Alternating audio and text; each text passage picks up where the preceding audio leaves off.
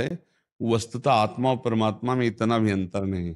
वही आत्मा ही परमात्मा है, परमात्मा ही आत्मा। पर ये आगे चलकर विषय हम आपके प्रश्न के अनुसार, आप जो भाव से कह रहे हैं ना, उसी भाव की आप परमात्मा के नाम का जितना चिंतन करेंगे, भगवान कह रहे मत चित्ता मदगत प्राणा बोधयंता परस्परम कथयंत च माम नित्यम तुष्यंत च रमंत च, जो मेरे में चित्त अर्पित कर देते हैं। गोपियों की महिमा इसी बात में थी कि वो सब काम संसारिक करती थी।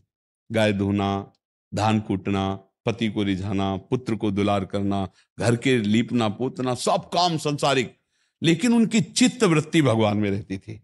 मुरारी पादार्पित चित्त वृत्ति, इसलिए वो परमात्मा को प्राप्त हो गई। परमात्मा श्री कृष्ण है ना, तो वो परमात्मा को प्राप्त हो गई। मत चित्ता, भगवान कहते हैं मेरे चित्त वाला बनो। अभी हम शरीर चित्त वाले हैं, हमारा चिंतन शरीर का होता है, भोगों का होता है, संबंधियों का होता है, नाना प्रकार के धन वैभव मान प्रतिष्ठा, ये सब कूड़ा करकट। जब सब हट जाए, केवल श्री कृष्ण का चिंतन हो, तो आत्मा परमात्मा में लीन हो जाती, जैसे तरंग समुद्र में लीन हो गई। वो समुद्र ही थी, वायु विकार होने के कारण तरंग कहा गया, और जब वायु विकार हटा तो समुद्र ही रह गया। ऐसे ही देह अभिमान के कारण उसे हम जीवात्मा कहा, और जब देह भाव हट गया तो परमात्मा ही था, वो तरंग समुद्र में लीन हो गई। नाम जप करो, भगवान की चर्चा सुनो, और जो अधिकार मिला है कर्तव्य का उसका पालन करो। जैसे आप किसी की माँ हैं, किसी की बहन है, किसी की पत्नी है, किसी की बहू है, आप इस तरह का जो आपको धर्म मिला है उसका पालन करते हुए नाम जप करो, सबकी सेवा करो, और उस सबका फल हो परमात्मा की प्रसन्नता, परमात्मा की प्राप्ति। हो गया।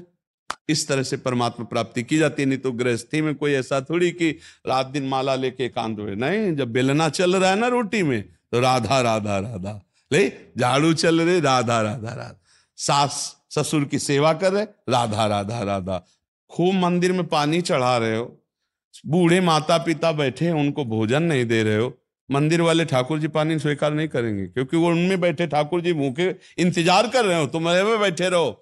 अभी पहले शंकर जी को पानी चढ़ा, शंकर जी वहां नहीं है, शंकर जी उनमें बैठे थे जिनको तुम तिरस्कार करे।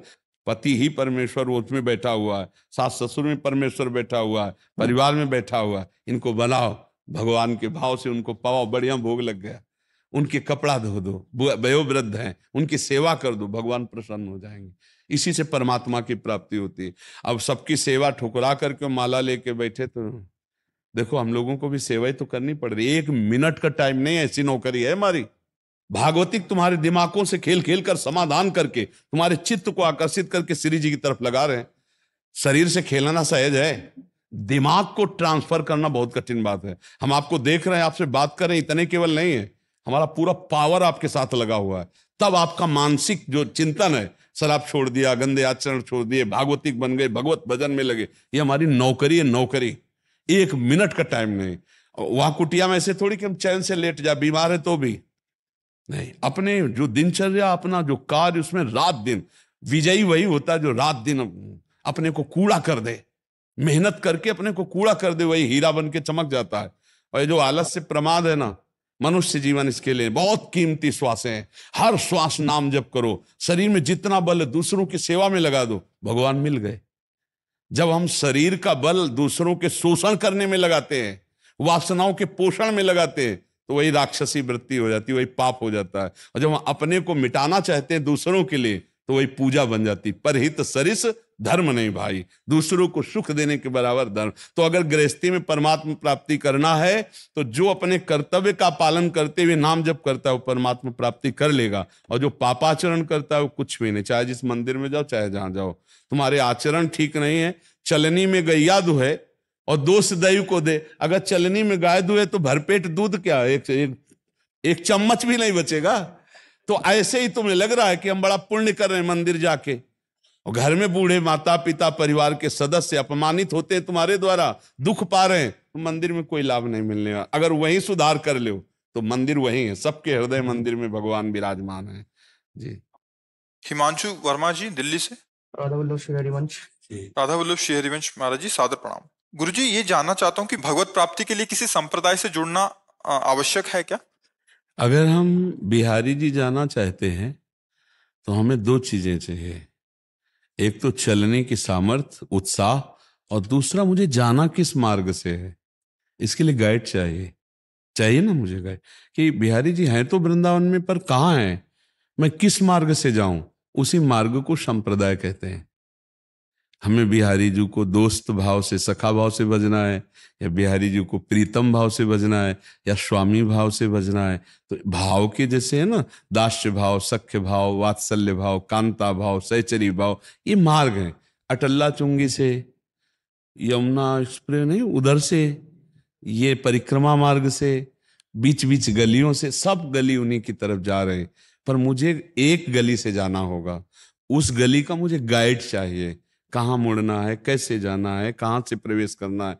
ऐसे ये संप्रदाय का मतलब है। जैसे हम हैं सहचरी भाव के संप्रदाय के मार्ग के पथिक, कोई गोपी भाव का है, कोई दास्य भाव का। अब जिसको जिस भाव में लगना है, तो भगवान उसी भाव के आचार्य के रूप में अवतरित है, उसी मार्ग से चलना है। संप्रदाय का मतलब होता है सुदृढ़ मार्ग। सुदृढ़ मार्ग, जैसे जीटी रोड बना है, अब सरकारी जीटी रोड है, आराम से गाड़ी दौड़ाती है, चले जाओ। अब रोड नहीं बना है, आपको नया मार्ग बनाना पड़े, तो आप में इतनी सामर्थ्य नहीं है कि आप नया मार्ग तय कर सके। तो भगवत मार्ग बनाने के लिए भगवान ही आचार्य रूप में आए हैं। कभी रामानुजाचार्य, कभी रामानंदाचार्य, निम्बारकाचार्य, वल्लभाचार्य, हरिवंश महाप्रभु, स्वामी हरिदास जी, महाप्रभु चैतन्य, ये बड़े बड़े भगवान के स्वरूप आए और मार्ग बना गए। अब उस मार्ग में हम चले, उसी को कहा जाता संप्रदाय में चलना। संप्रदाय कोई निषिद्ध बात नहीं है कि अरे संप्रदाय, संप्रदाय निषिद्ध तब माना जाएगा जब आप किसी संप्रदाय को कि अन्य संप्रदाय की निंदा करो, तब आप अपने संप्रदाय का हानि कर रहे हैं और रहस्य नहीं जान पाए। संप्रदाय का मतलब होता है एक सुदृढ़ मार्ग, मंत्र, उपासना, गुरु, इष्ट, प्रियता, ये सब उसी मार्ग में मिलती है, तो तब हम चलते हैं। तो आप समझ पाए ना, ये जितने भी संप्रदाय हैं ये सब सरकारी मार्ग हैं, जिनके द्वारा हम भगवान का अवगाहन करते हैं अलग अलग भावों के द्वारा। तो इसमें कोई निषिद्ध नहीं है, परम पवित्र आचार्य भगवान का स्वरूप है, वही संप्रदाय स्थापित करते हैं। मतलब कैसे पता चले कि हम सही, हमारे लिए कौन सा मार्ग है? ऐसे भगवान के आश्रित हो जाओ और उनसे कहो मुझे पकड़ के ले चलो जहां ले चलना हो, जहां तुम ले चलोगे वहीं मैं चलूंगा, आप हमें ले चलो, वो अपने आप ले जाएंगे। बचपन में जब घर से निकले थे तो हमें कुछ नहीं पता था, मुझे कहाँ जाना है, क्या आराधना करनी है, कौन सा संप्रदाय। बालक में कहीं ज्ञान होता है क्या? ऐसे निकले थे, ऐसे घुमा के यहाँ ले आए वृंदावन धाम। बस भगवान के आश्रित हो जाओ, जगत गुरु हैं, वो अपने आप पहुंचा देंगे। आप जहाँ के होगे, जहाँ जिस रस में पहुंचाना होगा वैसे रस आपको। अपनी तरफ से कुछ ना करे, अपनी तरफ से बस प्रभु का आश्रय ले ले, वो सब कुछ कर देते हैं। सब करें करावें, आप सब विधान बना देंगे, वैसे ही बना देंगे। सुमित कुमार शर्मा जी, राधा वल्लभ श्री हरिवंश, जर्मनी से। महाराज जी, मैं हृदय से आपके शिष्यों एवं यूट्यूब को धन्यवाद देता हूं कि जो श्री जी की कृपा से आपके वचन हम मूढ़ बुद्धिजीवों तक हजारों किलोमीटर दूर तक पहुंचते हैं। हाँ, ये बड़ी कृपा है आधुनिकता की, नहीं तो आप जान ही नहीं पाते। कौन कौन जान पाता?